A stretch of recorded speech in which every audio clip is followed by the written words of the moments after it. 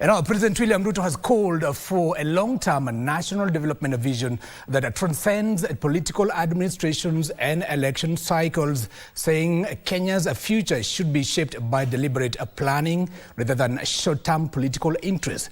Now, speaking in a special address from State House Nairobi on Thursday evening, the head of state acknowledged that Kenya is unlikely to achieve one of key targets of Vision 2030, saying the country is still far from attaining upper middle income status as envisioned under the current National Development Blueprint. Here is our reporter Abdiaziz Hashim with the details.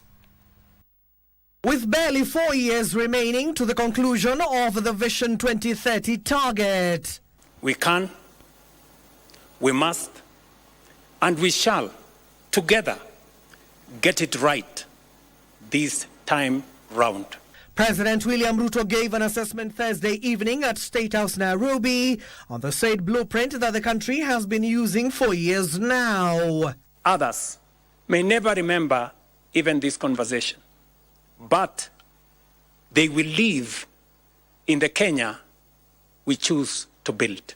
The president now calls for a new national development structure that is enshrined in the Constitution. The next chapter of our national transformation journey is to operationalize the Constitution's development charter.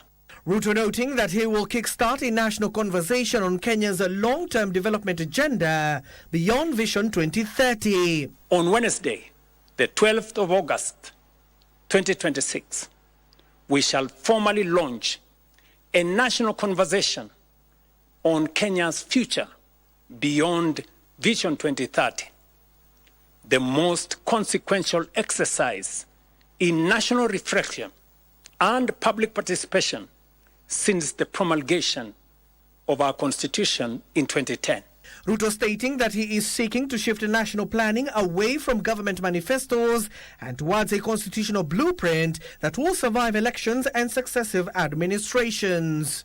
Until we do so, our development and progress will remain subject to the ebb and flow of political expediency, changing priorities, competing interpretations, and fluid guesswork. The president urged the country to learn from nations such as South Korea, China and Vietnam, which transformed their economies through long-term planning and structural reforms, while Kenya missed similar opportunities.